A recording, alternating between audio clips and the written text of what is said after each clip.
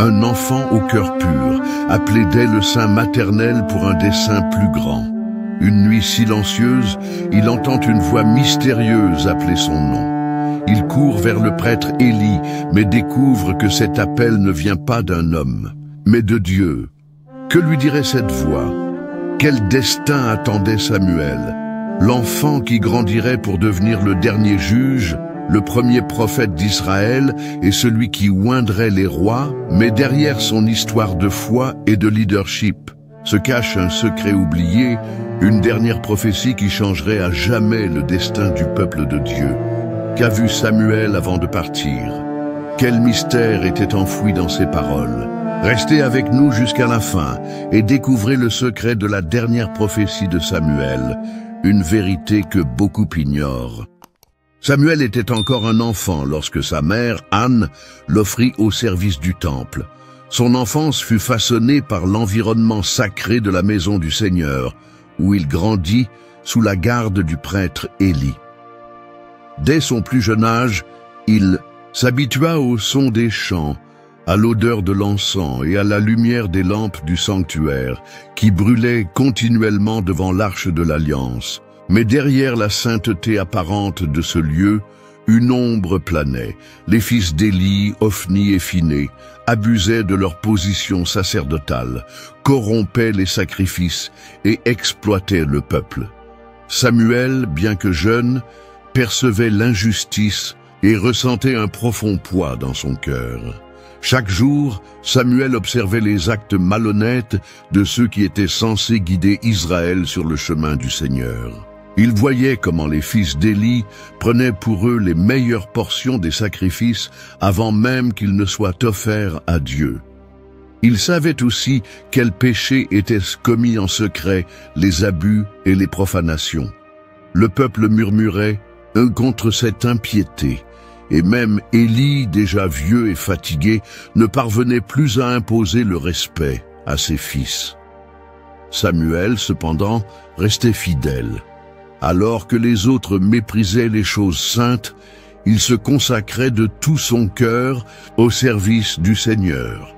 Son esprit était pur, et Dieu l'avait déjà choisi pour une grande mission. Cette nuit-là, le temple était silencieux. La lumière dorée des lampes vacillait doucement, projetant des ombres dansantes sur les murs de pierre. Élie dormait profondément dans sa chambre, tandis que Samuel reposait près du sanctuaire. L'enfant se sentait à l'aise en présence du Seigneur, mais quelque chose d'inattendu allait se produire. Au milieu de l'obscurité, une voix douce et ferme appela son nom. « Samuel !» Se réveillant immédiatement, il s'assit sur son lit, le cœur battant. La voix était réelle, audible, claire, comme si quelqu'un se tenait à ses côtés. Sans hésiter, il courut vers Élie et lui dit respectueusement « Me voici, car tu m'as appelé. » Le vieux prêtre ouvrit les yeux avec difficulté et regarda le jeune garçon avec confusion. D'une voix rauque, il répondit « Je ne t'ai pas appelé, mon fils. Retourne te coucher. » Samuel acquiesça et retourna se coucher, tentant d'ignorer cet étrange événement. Mais peu après, la voix l'appela à nouveau. « Samuel !» Le garçon se leva d'un bond et courut encore une fois vers Élie. « Me voici, car tu m'as appelé. » Élie fronça les sourcils. Quelque chose d'étrange se passait, mais, une fois de plus, il renvoya le garçon se reposer. Samuel obéit, bien qu'un mélange de crainte et de curiosité grandissait en lui. Qui l'appelait? Était-ce un rêve, un jeu de son esprit d'enfant? Mais alors, pour la troisième fois, la voix résonna. « Samuel !» Cette fois, en se levant et courant vers Élie, quelque chose de différent se produisit. Le vieux prêtre ne le renvoya pas immédiatement. Au lieu de cela, ses yeux s'écarquillèrent et il prit une profonde inspiration. Il comprenait enfin ce qui se passait. De vieux souvenirs lui revinrent. Dans sa jeunesse, il avait entendu des histoires sur la manière dont Dieu parlait directement aux patriarches et aux prophètes. Mais cela faisait bien longtemps que le Seigneur ne s'était pas manifesté de cette façon. Le cœur d'Élie se serra car il savait que si Dieu appelait Samuel, c'était qu'une révélation grave allait être faite. Tenant fermement les mains de l'enfant, il lui donna une instruction solennelle. « Retourne te coucher.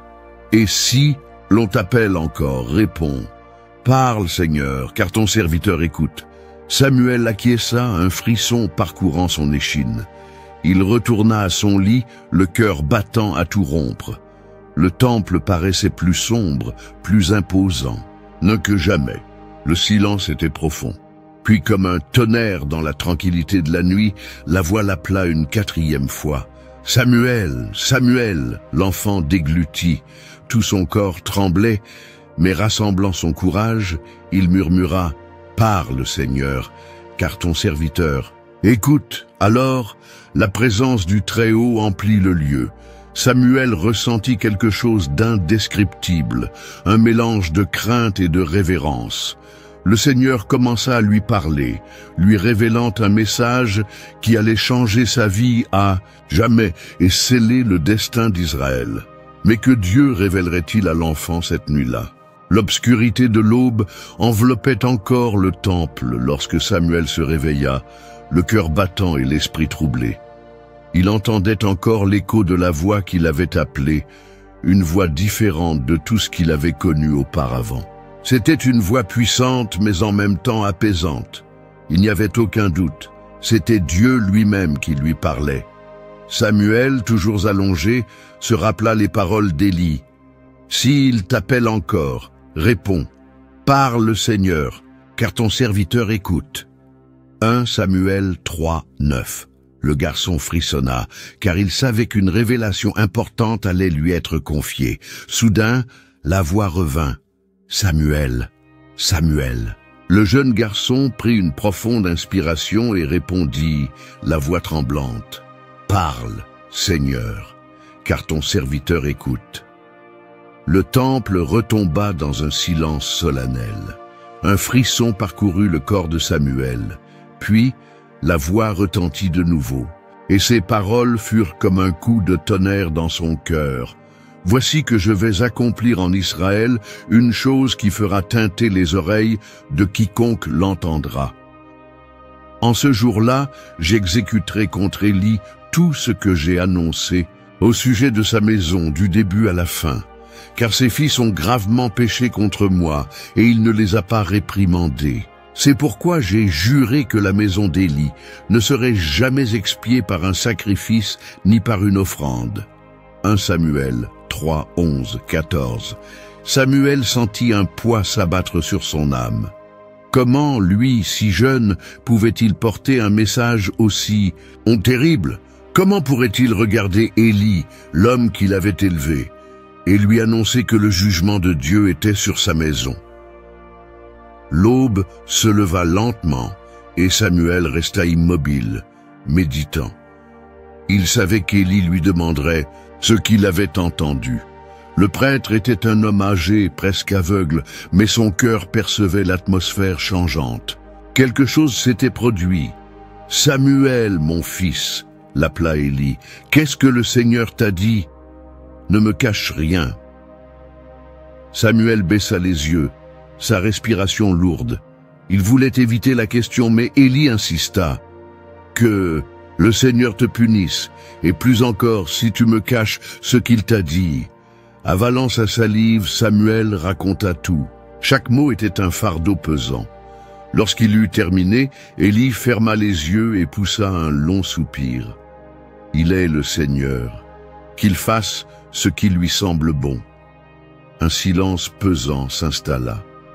Élie n'objecta pas, ne se plaignit pas. Il accepta simplement le jugement.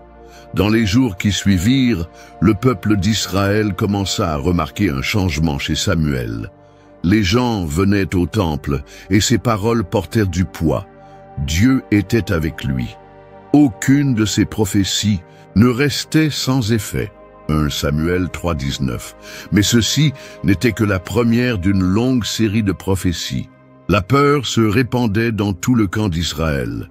Les Philistins, un peuple redouté pour sa force militaire et sa cruauté au combat, s'étaient rassemblés pour attaquer.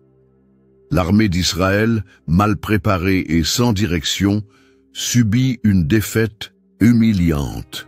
Beaucoup s'enfuirent du champ de bataille, laissant derrière eux des corps sans vie et des cris de désespoir. Les anciens se demandaient « Pourquoi le Seigneur nous a-t-il permis d'être vaincus ?» En quête d'une réponse, ils décidèrent d'amener l'Arche de l'Alliance, croyant que la présence de cet objet sacré leur garantirait la victoire. L'arrivée de l'Arche au campement déclencha une euphorie contagieuse. Les soldats israélites crièrent si fort que la terre trembla. En entendant ces clameurs, les Philistins furent saisis de crainte, car ils savaient que cette arche représentait le Dieu qui avait frappé l'Égypte de plaie. Mais au lieu de reculer, leurs chefs les encouragèrent. « Soyez forts, combattez, comme des hommes, ou nous deviendrons les esclaves des Hébreux. » Ainsi, la bataille reprit. Le résultat fut désastreux pour Israël. Les Philistins, pleins de courage, avancèrent sans pitié, et les Israélites furent massacrés. 30 000 soldats hébreux tombèrent ce jour-là. Mais la pire nouvelle restait à venir. L'Arche de l'Alliance fut capturée. Le symbole de la présence de Dieu était désormais entre les mains des ennemis. Ophni et Phiné, fils du prêtre Élie, qui avait emporté l'arche à la guerre, furent tués. La tragédie ne s'arrêta pas sur le champ de bataille. Un messager courut jusqu'à Silo pour annoncer la nouvelle à Élie. Le vieux prêtre, déjà faible et aveugle, était assis au bord du chemin, attendant des nouvelles avec anxiété. En apprenant la défaite et la mort de ses fils, son cœur se serra. Mais quand le messager annonça « L'arche de Dieu a été capturée », Élie tressaillit. Le choc fut insupportable. Il tomba en arrière de sa chaise, se brisa la nuque et mourut. Le chaos s'empara de Silo. Phiné avait une épouse enceinte qui, en apprenant la mort de son mari et la capture de l'arche, entra en travail. Son corps ne supporta pas la douleur, et alors qu'elle donnait naissance, la vie s'échappait d'elle. Avant de mourir, elle donna un nom à son fils, Ichabod, qui signifie « la gloire d'Israël s'en est allée ». Ce nom reflétait le désespoir de l'instant. Sans l'arche, sans prêtre, sans direction, le peuple sombrait dans l'incertitude. L'arche fut emmenée par les Philistins à Ashdod, où ils la placèrent dans le temple de leur dieu Dagon. Mais ce qui s'y produisit montra que la gloire de Dieu ne pouvait être capturée si facilement. Le lendemain matin, les Philistins trouvèrent la statue de Dagon renversée devant l'arche. Ils la redressèrent, mais le jour suivant, elle était de nouveau tombée, cette fois avec la tête et les mains brisées. En outre, une épidémie commença à se répandre parmi le peuple, causant maladie et terreur. Les chefs philistins réalisèrent que garder l'arche était dangereux. Chaque ville où elle était envoyée subissait des calamités. Des tumeurs et la panique s'abattaient sur la nation. Ils décidèrent alors de rendre l'arche à Israël, la plaçant sur un char tiré par des vaches sans conducteur. Les animaux se dirigèrent directement vers Beth-Shemesh, prouvant que la main de Dieu guidait son retour. Lorsque les Israélites virent l'arche revenir, ils se réjouirent. Mais beaucoup, par négligence et irrespect, regardèrent à l'intérieur et furent frappés de mort. La peur se répandit parmi le peuple, et ils se demandèrent qui peut subsister devant le Seigneur, ce Dieu saint. Ainsi, l'arche fut envoyée à Kiriath-Yearim, où elle resta gardée pendant de nombreuses années. Samuel observait tous ces événements. Depuis son enfance, il avait vu la corruption des fils d'Élie, la défaite d'Israël, et maintenant, le retour de l'arche. Le peuple était perdu, sans chef, sans direction, sans foi. Mais Dieu avait un plan pour Israël, et Samuel commençait à comprendre que sa mission ne faisait que commencer. Mais comment Samuel allait-il restaurer un peuple brisé et sans espoir? Avant de continuer, nous sollicitons votre aide. Abonnez-vous à la chaîne et laissez un like sur la vidéo pour nous aider à diffuser ces histoires de la Bible. Maintenant, poursuivons avec la vie de Samuel. Samuel marchait dans les rues poussiéreuses de Rama, observant les regards perdus des Israélites. Depuis longtemps, le peuple s'était éloigné de Dieu et vivait sous l'oppression des Philistins. L'arche de l'Alliance, capturée puis restituée, était oubliée à Kiriath-Yearim. Pendant 20 ans, le silence divin planait sur Israël comme une ombre. Mais Samuel savait que le temps du changement était arrivé. Un après-midi, il se leva au centre de la ville et déclara à haute voix: « Israélites, écoutez-moi. Si vous voulez vraiment revenir au Seigneur, alors débarrassez vos maisons des dieux étrangers, abandonnez Baal et Astarté et servez uniquement le Seigneur. » Le murmure de la foule grandit. Certains baissèrent la tête de honte, d'autres s'observèrent, hésitants. Un homme prit la parole. « Samuel, nous avons servi ces dieux pendant des années. Tu nous demandes de les abandonner ainsi, d'un seul coup ?» Samuel le fixa fermement. « Oui, car il n'y a pas d'autre Dieu que le Seigneur. Si vous revenez à lui de tout votre cœur, il vous délivrera des Philistins. » Le peuple resta silencieux. Lentement, ils commencèrent à apporter des idoles de bois et de pierre, les jetant à terre et les brisant. Un vent chaud souffla sur la ville, et Samuel vit leur décision se sceller. « Rassemblez-vous tous à Mispa, là nous prierons et demanderons le pardon du Seigneur. » Quelques jours plus tard, Mispa était bondée. Hommes, femmes et enfants remplissaient la vallée, jeûnant et pleurant leurs péchés. Samuel se mit à genoux et implora Dieu. « Seigneur, pardonne ton peuple, regarde ton héritage et apporte ta miséricorde sur Israël. » Les voix des Israélites s'élevèrent en une lamentation collective. Mais alors qu'ils se repentaient, un guetteur courut en haletant dans le campement, criant « Les Philistins ! Les Philistins nous attaquent !» La panique envahit la foule. Les hommes saisirent des lances et des épées improvisées, mais ils étaient faibles à cause du jeûne. Une femme tira sur la tunique de Samuel, les yeux emplis de larmes. « Implore, le Seigneur pour nous, ne nous laisse pas être anéantis. » Samuel n'hésita pas. Tandis que les Philistins avançaient dans la vallée, il prit un agneau et l'offrit en sacrifice au Seigneur. « Ô Dieu d'Israël, sauve-nous des Philistins. Montre que tu es notre seul Seigneur. » Le ciel, clair auparavant, s'assombrit soudain. D'épais nuages couvrirent Mispa, puis un tonnerre éclata comme 1000 batailles. Un éclair frappa le cœur de l'armée philistine, suivi d'un autre, puis d'un autre. Les guerriers ennemis furent pris de panique. « C'est leur Dieu !» hurla un Philistin avant d'être emporté par la confusion. Les Israélites, voyant la peur saisir l'ennemi, reprirent courage et chargèrent. Les cris de guerre résonnèrent alors qu'ils poursuivaient les Philistins jusqu'à leur anéantissement. Après la victoire, Samuel érigea une grande pierre entre Mispa et Shen. Les mains couvertes de terre et de sueur, il déclara « Ce lieu s'appellera Ebenezer, car jusqu'ici le Seigneur nous a secourus. » Le peuple célébra, mais Samuel savait que cette paix ne durerait pas éternellement. Combien de temps Israël resterait-il fidèle avant de désirer un autre type de chef? Le soleil se levait sur la vallée de Mispa, teintant l'horizon d'or et d'écarlate. L'odeur de la terre humide flottait encore dans l'air après la tempête qui avait balayé l'armée philistine. Les Israélites, épuisés mais victorieux, levaient les bras au ciel, glorifiant le Seigneur.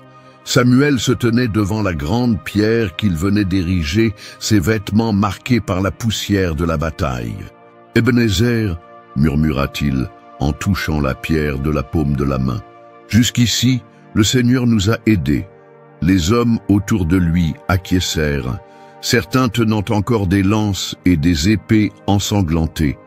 D'autres tombèrent à genoux, écrasés par le poids de ce qu'ils venaient de vivre. Nous n'avons jamais vu une chose pareille, Samuel, dit un guerrier en essuyant la sueur de son front. Le Seigneur a combattu pour nous. Un vieil homme s'approcha, s'appuyant sur un bâton. Sa voix tremblait d'émotion. Que ce jour soit à jamais gravé dans nos mémoires. Mais prophète, que devons-nous faire maintenant? Les Philistins reviendront-ils? Samuel prit une profonde inspiration. Si vous restez fidèles au Seigneur, il ne permettra pas que les ennemis dominent à nouveau Israël. Mais si vous l'abandonnez, sa voix s'assombrit.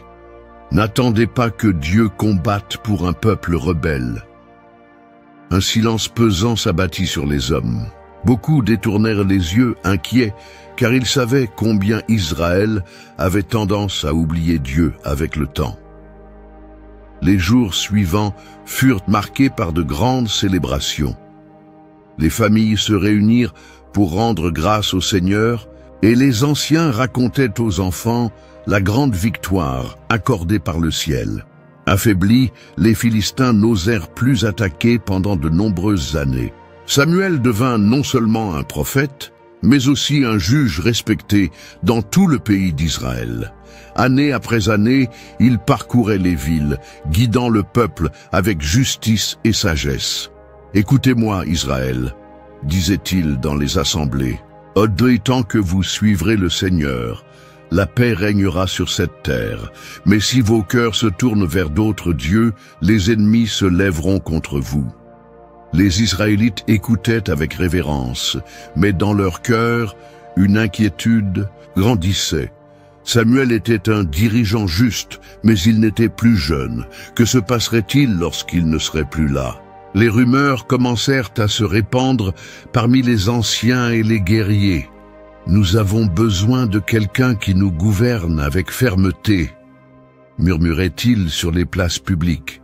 « Samuel est bon, mais après lui, les autres nations ont des rois, disaient d'autres.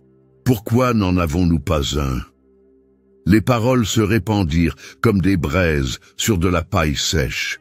Jusqu'à ce qu'un jour, les anciens rassemblent leur courage et se présentent devant Samuel. À Rama, le prophète observa leur visage sérieux et croisa les bras. « Que voulez-vous de moi ?» L'un des chefs prit une profonde inspiration et fit un pas en avant. « Samuel, tu es un homme de Dieu, et sous ta direction, Israël a prospéré. Mais tu es déjà vieux, et tes fils ne suivent pas tes chemins. » Samuel fronça les sourcils. Il savait que ses fils, Joël et Abijah, étaient devenus des juges corrompus, acceptant des pots de vin et pervertissant la justice. « Que voulez-vous donc ?» demanda-t-il d'une voix ferme. L'homme hésita un instant, puis répondit avec clarté, « Nous voulons un roi qui nous gouverne, comme toutes les autres nations. » Samuel sentit un poids écrasant peser sur ses épaules. Le peuple ne réalisait pas ce qu'il demandait. Son cœur se serra et il leva les yeux vers le ciel, cherchant la guidance de Dieu. Comment Dieu répondrait-il à la demande d'Israël d'avoir un roi? Le vent soufflait chaud sur les collines de Rama lorsque Samuel se retira pour prier. Les paroles des anciens résonnaient encore dans son esprit. « Nous voulons un roi. » Le prophète marchait lentement, sentant le poids du rejet sur ses épaules. Pendant tant d'années, il avait servi comme juge, dirigeant Israël dans les voies du Seigneur. Mais maintenant, le peuple demandait quelque chose de différent, quelque chose qui les rendrait semblables aux nations environnantes. Arrivé à l'autel de sa maison, Samuel tomba à genoux. « Seigneur, Dieu d'Israël, as-tu entendu le cri du peuple? Ils m'ont rejeté, ils ont refusé ta souveraineté sur eux. Que dois-je faire ?» La réponse vint, claire et ferme comme le tonnerre avant la pluie. « Ce n'est pas toi qu'ils rejettent, mais moi. Depuis le jour où je les ai fait sortir d'Égypte, ils m'ont abandonné et ont suivi d'autres dieux. Aujourd'hui, ils font la même chose avec toi. » Samuel baissa la tête et ferma les yeux. « Que veux-tu que je fasse, Seigneur? Donne-leur un roi, mais avertis-les de ce que cela impliquera. » Le lendemain matin, Samuel rassembla le peuple sur la place principale de Rama. Hommes et femmes se réunirent, impatients d'entendre ce que le prophète avait à dire. Il monta sur une pierre et leva les mains.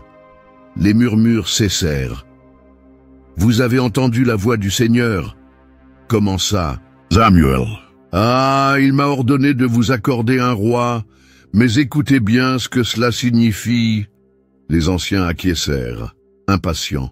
« Le roi prendra vos fils et en fera ses serviteurs, » continua Samuel. « Il enrôlera vos jeunes dans ses armées, prendra vos meilleures récoltes et les donnera à ses officiers. Vos filles serviront dans ses palais, et lorsque vous crierez vers le Seigneur pour qu'il vous délivre de l'oppression du roi que vous avez choisi, il ne vous écoutera pas. » Le peuple se regarda. Certains hésitèrent, d'autres murmurèrent. Mais alors, l'un des anciens, un homme à la barbe grisonnante et au regard déterminé, fit un pas en avant. « Malgré tout, nous voulons un roi. Nous voulons être comme les autres nations. » Samuel ferma les yeux un instant. Le destin d'Israël était scellé. Cette nuit-là, le prophète pria de nouveau. « Seigneur, ils ne renoncent pas à leur demande. Que dois-je faire maintenant ?» Une fois encore, la voix du Seigneur résonna dans son cœur. « Demain, je t'enverrai celui qui sera roi sur Israël. Il viendra à toi. » Le lendemain matin, alors que Samuel se préparait à partir, un jeune homme grand et fort approchait de la ville. Son regard attentif balayait l'horizon tandis qu'il cherchait quelque chose. Il s'appelait Saül, fils de Kish, de la tribu de Benjamin. Qui était Saül et pourquoi Dieu l'avait-il choisi pour être roi? Le soleil commençait à descendre à l'horizon lorsque Saül et son serviteur arrivèrent aux abords de Rama. Ils avaient passé des jours à errer dans les montagnes à la recherche des ânesses perdues de son père, sans succès. « Mon Seigneur, dit le serviteur, hésitant, il y a un homme de Dieu dans cette ville. Tout ce qu'il dit arrive. Peut-être pourra-t-il nous dire où sont les ânesses ?» Saül fronça les sourcils. « Un prophète ?»« Oui, on dit que c'est un grand voyant. Allons le chercher. » N'ayant pas d'autre choix, Saül acquiesça et tous deux se dirigèrent vers la ville. Ils ignoraient que Samuel les attendait déjà. La nuit précédente, le Seigneur avait parlé au prophète. « Demain, à cette heure-ci, je t'enverrai un homme du pays de Benjamin. Tu l'oindras comme prince sur mon peuple. Il les délivrera de la main des Philistins. » Le lendemain matin, tandis que Samuel marchait dans les rues, il vit Saül au loin. Dieu parla à son cœur. « Voici l'homme dont je t'ai parlé. » Samuel sourit et s'approcha de lui. « Que la paix soit avec toi, jeune homme, » salua le prophète. Saül s'inclina légèrement. « Oh, nous cherchons le voyant. Sais-tu où nous pouvons le trouver ?» Samuel rit. « Je suis le voyant. Monte avec moi à l'autel. Aujourd'hui tu mangeras avec moi, et demain je te révélerai tout ce qui est dans ton cœur. Quant aux ânesses que tu cherches, ne t'inquiète pas, elles ont déjà été retrouvées. » Saül ouvrit de grands yeux. Comment cet homme pouvait-il savoir? « Mais pourquoi me parles-tu ainsi? Je ne suis qu'un benjaminite de la plus petite tribu d'Israël. Ma famille n'est-elle pas insignifiante ?» Samuel ne répondit pas. Il se contenta de sourire et emmena Saül avec lui. Le lendemain matin, Samuel conduisit Saül dans un endroit isolé, à l'abri des regards curieux. Le jeune homme était encore troublé, mais le prophète parla avec fermeté. « Le Seigneur t'a choisi pour gouverner son peuple, Israël. » Saül ouvrit de grands yeux. « Quoi ?» Avant qu'il ne puisse réagir, Samuel prit une fiole d'huile et la versa sur sa tête. « L'Esprit du Seigneur viendra sur toi, et tu seras transformé. Tu prophétiseras et deviendras un homme nouveau. » Le cœur de Saül s'emballa. Comment pourrait-il diriger une nation? Comment pourrait-il être roi? Samuel lui donna alors des signes pour confirmer la prophétie. En partant, tu rencontreras 2 hommes près du tombeau de Rachel. Ils te diront que les ânesses ont été retrouvées. Ensuite, tu arriveras aux chênes de Tabor, où 3 hommes en route pour adorer Dieu te donneront des pains. Enfin, en arrivant à Gibéa, tu verras un groupe de prophètes. L'Esprit du Seigneur s'emparera de toi et tu prophétiseras avec eux. Saül secoua la tête incrédule, mais lorsqu'il partit, tout se déroula exactement comme Samuel l'avait prédit. Et lorsqu'il rencontra les prophètes, un événement inattendu se produisit. L'Esprit de Dieu descendit sur lui avec puissance, et Saül se mit à prophétiser. Ceux qui le connaissaient furent stupéfaits. Qu'est-il arrivé au fils de Kis? Saül est-il aussi parmi les prophètes? Mais malgré cette transformation, le doute persistait au fond du cœur de Saül. Accepterait-il son destin ou continuerait-il à douter de lui-même? Les jours de Saül en tant que roi commencèrent par des victoires. Il rassembla une armée, libéra Israël des Ammonites et affermit sa position. Le peuple était satisfait. Le jeune roi était fort et courageux. Mais au fond de son cœur, la peur et l'impatience commençaient à grandir. Un jour, les Philistins se levèrent contre Israël avec une armée écrasante, des milliers de chars, de cavaliers et de soldats qui couvraient la terre comme le sable de la mer. En voyant l'ampleur de l'ennemi, les Israélites commencèrent à fuir et à se cacher dans des cavernes et des fosses. Saül, qui se trouvait à Gilgal, savait qu'il avait besoin de l'aide divine pour affronter cette menace. Samuel lui avait dit d'attendre 7 jours, car il viendrait offrir un sacrifice au Seigneur. Les jours passèrent, et les hommes de Saül commencèrent à se disperser. De plus en plus de soldats l'abandonnaient. Le roi sentait le désespoir monter en lui. « Où est Samuel ?» murmura-t-il en regardant l'horizon. « Si j'attends plus longtemps, il ne restera plus personne pour se battre. » Ses officiers étaient inquiets. L'un d'eux s'approcha. « Mon Seigneur, le peuple s'en baisse. Va, nous devons agir. » Saül serra les lèvres. Son cœur lui disait qu'il devait attendre. Mais ses yeux voyaient une armée se désintégrer. « Apportez-moi l'Holocauste, » ordonna-t-il. Les prêtres hésitèrent. « Mais, mon Seigneur, ce sacrifice est réservé aux prophètes. Faites ce que j'ai ordonné. » Le roi prit le sacrifice et l'offrit sur l'autel. Il venait à peine de terminer qu'une silhouette apparut au loin. Samuel s'approchait d'un pas ferme, le regard sévère. Saül déglutit. « Qu'as-tu fait ?» demanda le prophète. Le roi tenta de se justifier. Le peuple se dispersait et les Philistins étaient prêts à attaquer. « Comme tu n'es pas venu à l'heure prévue, j'ai été contraint d'offrir le sacrifice. » Samuel poussa un profond soupir et fixa Saül avec tristesse. « Tu as agi follement. Tu n'as pas gardé le commandement du Seigneur.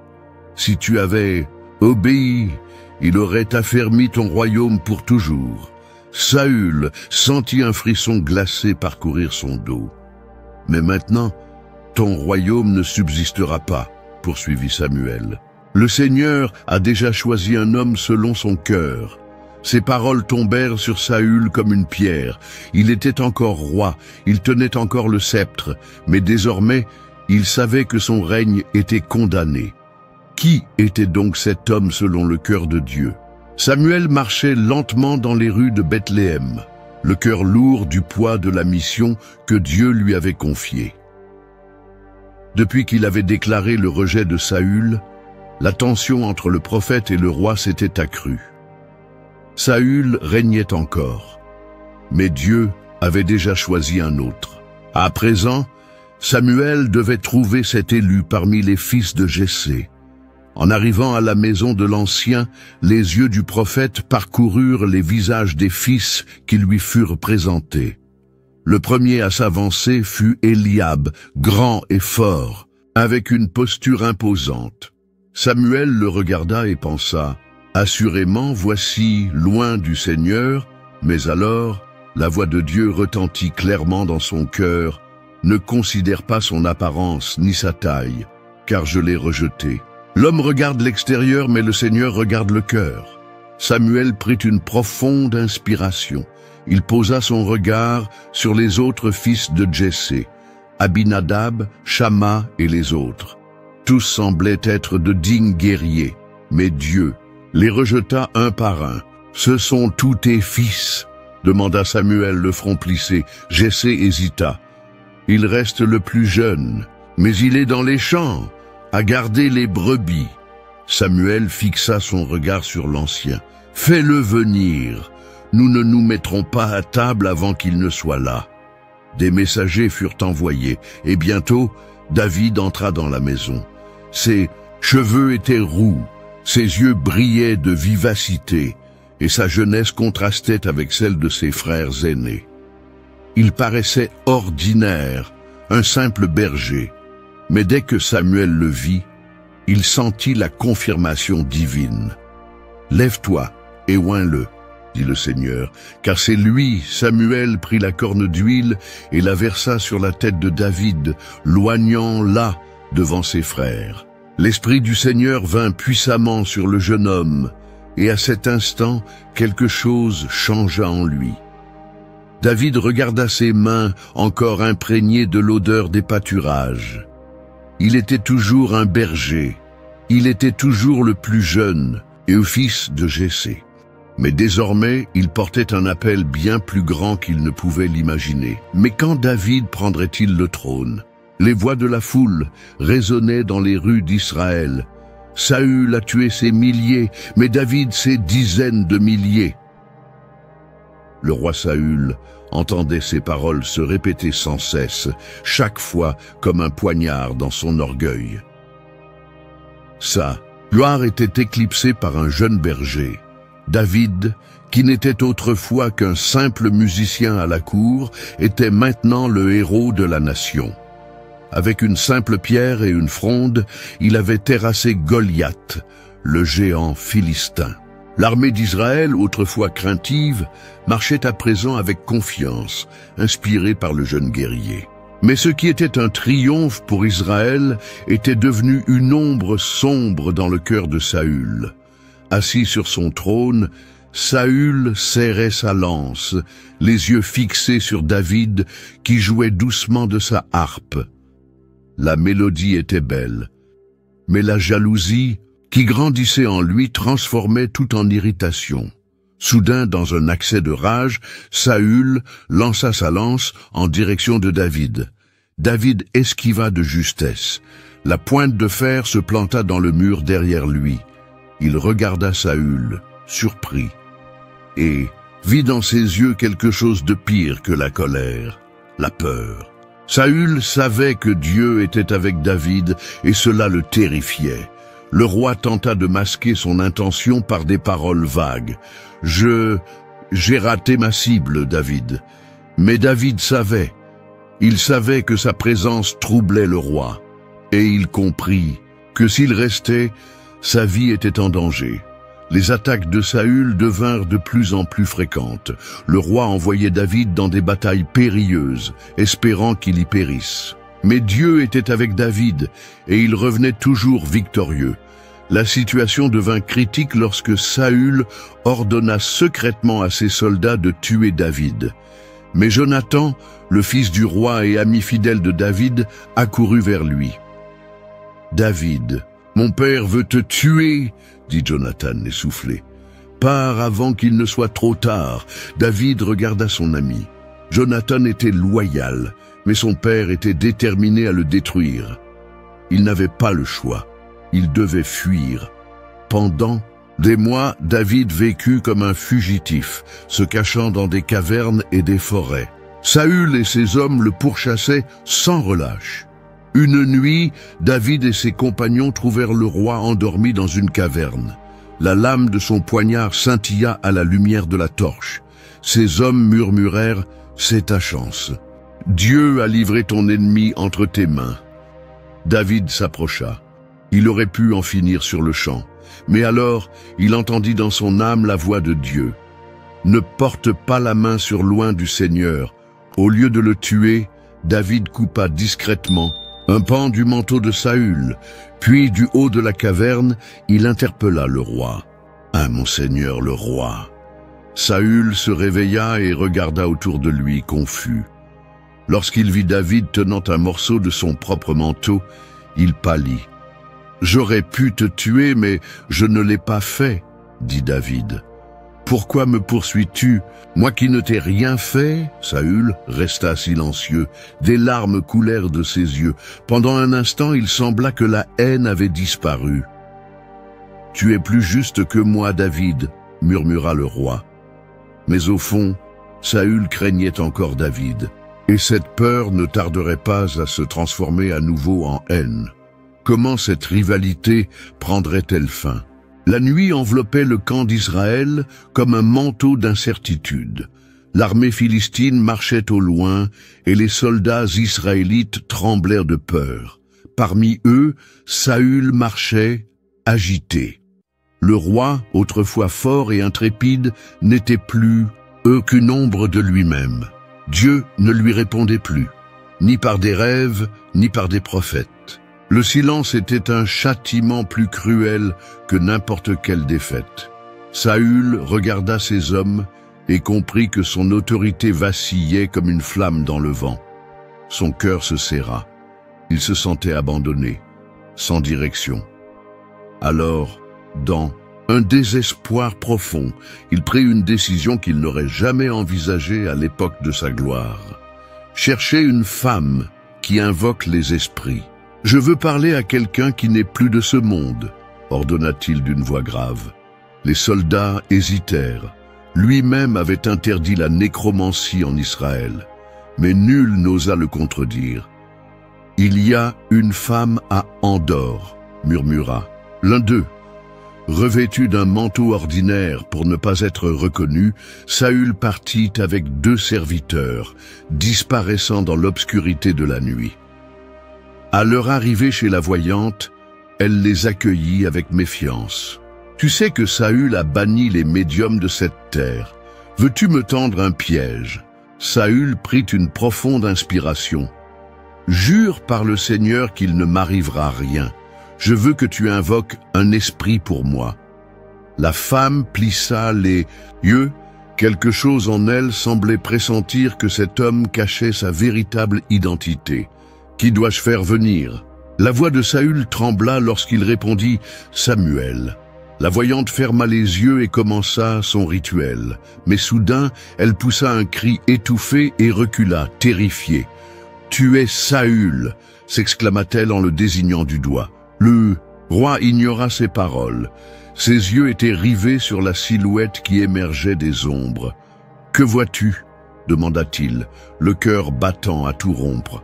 « Je vois un vieillard enveloppé dans un manteau. » Saül tomba à genoux. C'était Samuel, ou du moins l'apparition du prophète. « Pourquoi me troubles-tu en me faisant revenir ?» La voix de Samuel résonna, froide. Saül avala sa salive avec difficulté. « Je suis désespéré. Dieu ne me répond plus. Les Philistins viennent contre moi, et je ne sais que faire. » L'esprit de Samuel soupira, comme s'il s'attendait à cette supplication. « Pourquoi me demandes-tu, alors que le Seigneur s'est détourné de toi ?»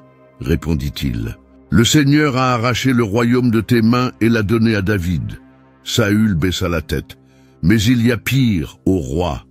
Demain, toi et tes fils serez avec moi, et Israël sera livré aux Philistins. » Ces paroles furent comme un coup fatal. Saül sentit ses forces l'abandonner et s'effondra au sol, pâle comme la mort. Ses serviteurs se précipitèrent pour l'aider. La voyante, désormais sans crainte, lui offrit de la nourriture. Mais Saül n'avait ni faim ni force. Il repartit chancelant, retournant au camp où ses hommes attendaient son commandement. Mais il savait que le lendemain ne lui apporterait aucune victoire. Était-ce la fin de Saül? Le soleil venait à peine de se lever lorsque les armées s'affrontèrent. Le fracas des épées et les cris de guerre résonnaient dans les vallées de Gilboa. Les Philistins avançaient avec férocité, perçant les rangs israélites comme une lame fendant le blé. Parmi les guerriers, Saül combattait avec un regard vide, frappant ses ennemis tout en reculant, sachant que son sort était déjà scellé. Les fils du roi tombèrent un à un. Jonathan, le plus aimé, s'écroula aux côtés des soldats d'Israël. La bataille fut impitoyable. Les Philistins encerclèrent Saül, leurs flèches sifflaient comme une pluie mortelle. L'une d'elles atteignit le roi au flanc. Il vacilla, mais ne tomba pas. Son corps brûlait de douleur, et son cœur martelait une terrible certitude. Samuel n'avait pas menti. Il balaya du regard le champ de bataille, voyant son armée dispersée. Il n'y avait plus d'espoir. L'ennemi s'approchait, prêt à porter le coup de grâce. Mais le roi ne permettrait pas d'être capturé et humilié. D'une respiration saccadée, il se tourna vers son écuyer. « Prends ton épée et tue-moi » ordonna Saül, sa voix chargée de désespoir. « Ne laisse pas ces incirconcis se moquer de moi. » L'écuyer hésita, terrifié. Comment pouvait-il lever la main contre loin du Seigneur? « Mon Seigneur, je ne peux pas. » Saül serra les dents. Il refusait de mourir de la main de ses ennemis. Alors, rassemblant ses dernières forces, il se jeta sur sa propre épée. L'acier transperça sa chair et le monde s'obscurcit devant ses yeux. Voyant le roi mort, l'écuyer fut consumé par le désespoir. Il suivit l'exemple de son maître et tomba aussi sur sa lame. Un silence pesant envahit le champ de bataille. Lorsque les Philistins trouvèrent le corps de Saül, ils lui ôtèrent son armure et le décapitèrent, envoyant sa tête en trophée à leur Dieu. Son cadavre fut suspendu au rempart de Beth-Shéan, exposé comme un symbole de leur victoire. Pendant ce temps, à Tsiklag, David ignorait le désastre qui avait frappé Israël. Il revenait d'un combat contre les Amalécites lorsqu'un homme, vêtu de haillons et couvert de cendres, arriva en courant vers lui. « Seigneur, j'apporte des nouvelles du champ de bataille » haleta l'homme. David fronça les sourcils. « Na, parle ! Israël a fui devant les Philistins, et beaucoup sont tombés. Saül et son fils Jonathan sont morts. » Ces mots frappèrent David en plein cœur. « Comment le sais-tu » demanda-t-il d'une voix froide et tranchante. L'homme hésita, mais releva le menton, pensant plaire au futur roi. « C'est moi qui ai achevé Saül, » mentit-il. « Il était blessé et m'a supplié de le tuer. Alors, j'ai apporté sa couronne et son bracelet pour toi, mon seigneur. » Un silence lourd s'installa. David prit la couronne et le bracelet de Saül, mais son regard ne trahissait aucune joie. « N'as-tu pas craint de lever la main contre loin du Seigneur ?» murmura-t-il. Puis, sans hésiter, il ordonna l'exécution de l'homme. Ensuite, David déchira ses vêtements en signe de deuil, et tous ceux qui étaient avec lui firent de même. Ils jeûnèrent et pleurèrent toute la journée, pleurant la mort du roi et de Jonathan. Cette nuit-là, David prit sa harpe et entonna un chant funèbre. « Ô Israël, ta gloire gît blessée sur les montagnes. Comment sont tombés les vaillants! Jonathan, mon frère, combien tu m'étais précieux! Ton amour était plus merveilleux que l'amour des femmes. Comment sont tombés les vaillants et ont péri les armes de guerre! » La mélodie portait tout le poids du chagrin. Peu importait que Saül l'ait pourchassé, il était toujours le roi d'Israël, et maintenant, Israël était sans roi. Que lui réservait l'avenir? Le silence régnait sur Hébron lorsque les anciens d'Israël s'approchèrent de David. Le deuil de Saül et Jonathan était encore récent, mais le peuple avait besoin d'un roi. Ils s'inclinèrent devant David et déclarèrent « Le Seigneur t'a choisi pour paître Israël. Sois notre roi. » David accepta l'onction et régna sur Juda à Hébron pendant 7 ans. Mais Israël restait divisé. Ish-Bosheth, fils de Saül, gouvernait les autres tribus, soutenu par le puissant général Abner. Le royaume était au bord de la guerre civile. Le conflit fut long et sanglant. Abner, voyant qu'Ish-Bosheth manquait de force pour gouverner, proposa une alliance à David. Mais avant que la paix ne soit conclue, Abner fut assassiné par Joab, le commandant de l'armée de David, en vengeance pour la mort de son frère. Lorsque Ish-Bosheth fut tué par 2 traîtres, le royaume s'unifia enfin. David monta sur le trône de tout Israël et établit sa capitale à Jérusalem.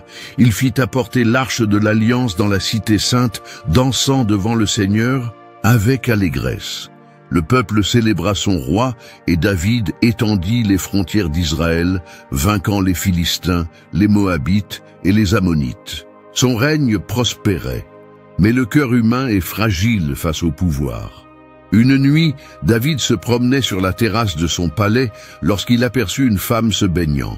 Son nom était Bath-sheba, épouse d'Uri, l'un de ses soldats. Le désir obscurcit le jugement du roi. Il la fit venir et s'unit à elle. Peu après, il reçut une nouvelle qu'il redoutait. Bath-sheba était enceinte. David tenta de dissimuler son péché. Il rappela Uri du champ de bataille et l'encouragea à dormir avec sa femme. Mais le soldat refusa, par honneur, pour ses compagnons encore en guerre. Le roi envoya alors une lettre à Joab, ordonnant qu'Uri soit placé en première ligne, où il trouverait sûrement la mort. Ainsi fut-il fait. Lorsque la nouvelle du décès d'Uri arriva, David prit Bath-sheba pour épouse. Mais Dieu avait tout vu.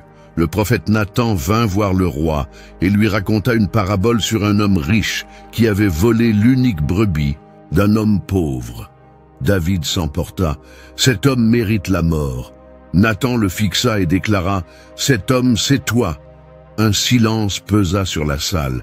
David sentit le poids du jugement divin. Nathan annonça que le mal ne quitterait jamais sa maison et que son fils avec Bath-sheba mourrait. L'enfant naquit malade, et David jeûna et pria pendant des jours, mais l'enfant finit par mourir. Il pleura amèrement, mais au lieu de se révolter, il se releva et adora Dieu. Mais la tragédie ne s'arrêta pas là. Des années plus tard, son propre fils Absalom se retourna contre lui. Jeune et charismatique, il conquit le cœur du peuple et se déclara roi.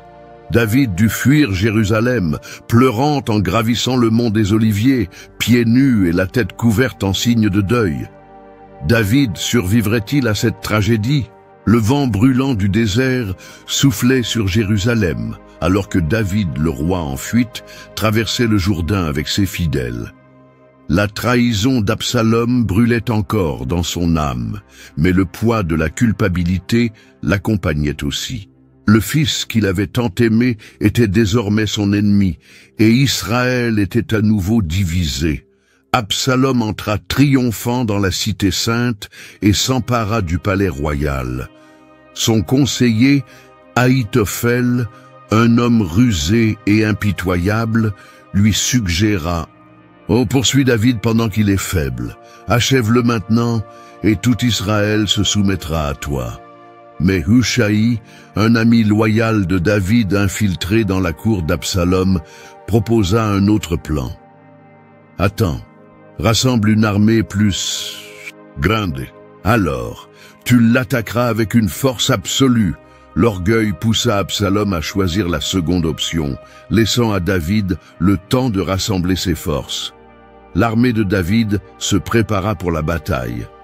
Avant le combat, le roi convoqua ses généraux et leur ordonna « Traitez Absalom avec douceur par amour pour moi. » Mais sur le champ de bataille, le destin fut impitoyable envers le jeune prince. En fuyant à cheval, ses longs cheveux s'emmêlèrent dans les branches d'un chêne. Il resta suspendu, sans défense. Joab, le général de David, vit la scène et, sans hésiter, enfonça 3 javelots dans le cœur d'Absalom. L'armée ennemie s'enfuit et la rébellion fut écrasée. Quand la nouvelle parvint à David, il éclata en un profond sanglot. pleurant sur la terrasse du palais. « Absalom, mon fils, si seulement j'étais mort à ta place !» La tristesse du roi ébranla tout le royaume. Mais Israël avait besoin d'un souverain fort. Joab confronta David. « Ton peuple a risqué sa vie pour toi, et maintenant tu te caches dans le chagrin? Relève-toi et soutiens tes hommes, ou tu perdras tout. » David sécha ses larmes et reprit le trône. Il pardonna à beaucoup de ceux qui s'étaient révoltés contre lui, rétablissant l'unité de la nation. Mais la paix fut de courte durée. Les années passèrent, et David, vieillissant, désirait construire un temple pour Dieu. Le prophète Nathan lui révéla cependant: « Ce ne sera pas toi qui bâtiras la maison du Seigneur, mais l'un d'eux. Tes fils. » David prépara néanmoins tout pour assurer le succès de son successeur. Dans ces derniers jours, il ramena l'arche de l'Alliance à Jérusalem.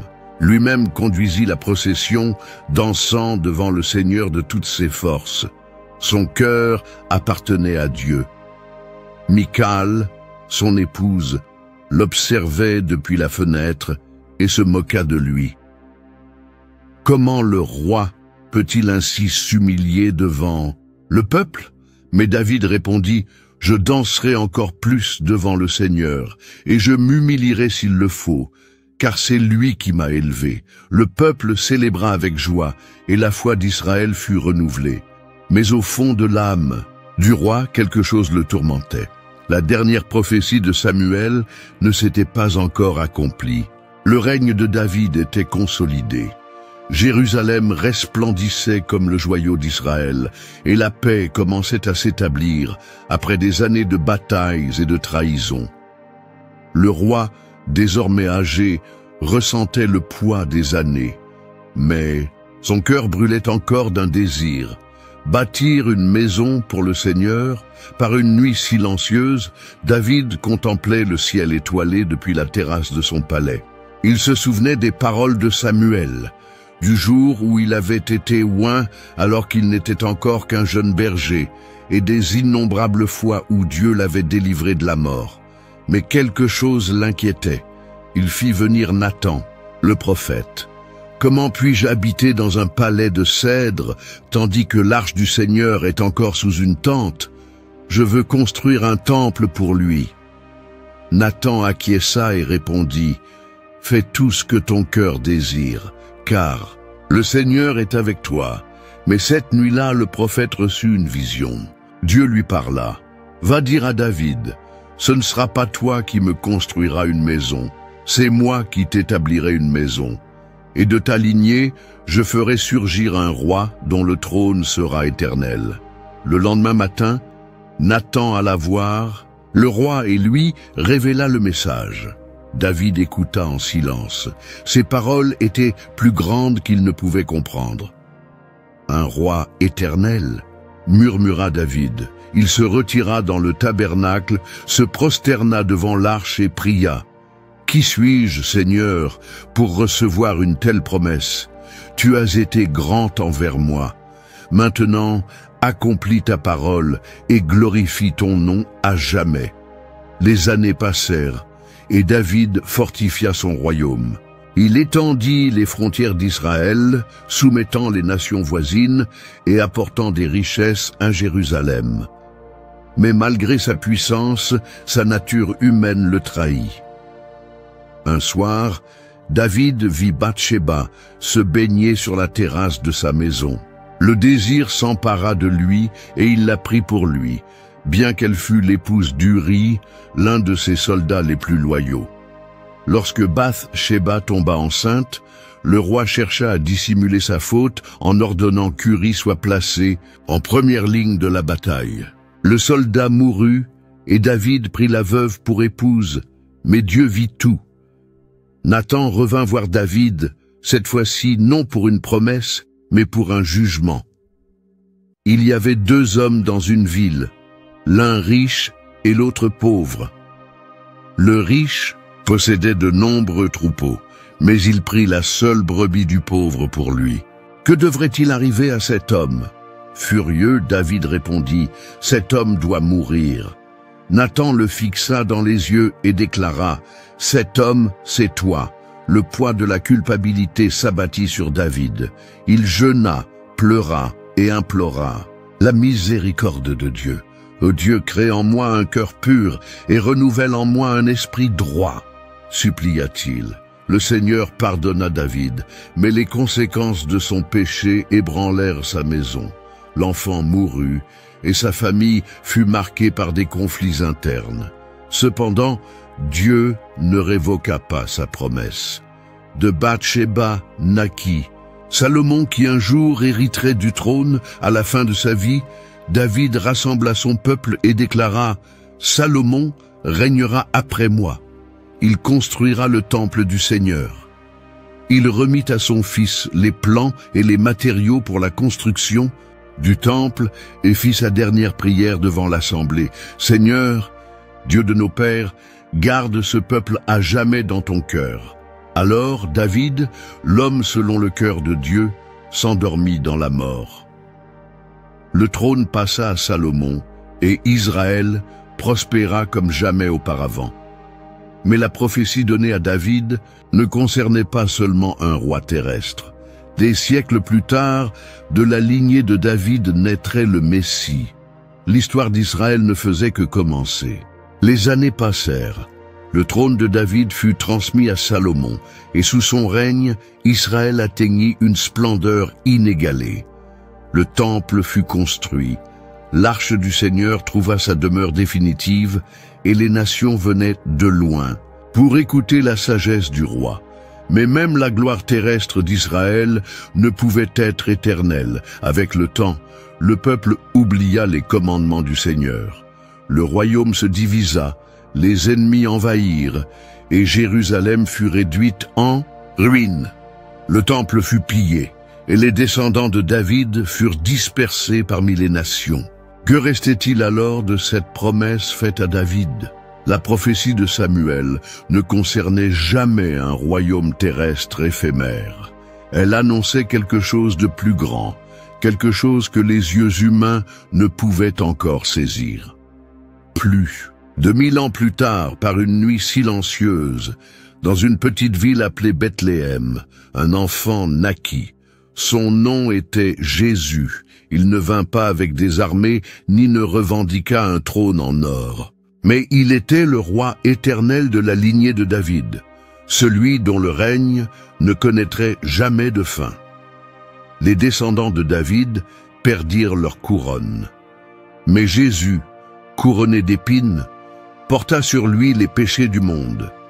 Il accomplit la promesse faite à Samuel, à David et à toute l'humanité. L'histoire de Samuel ne parlait pas seulement de rois et de batailles.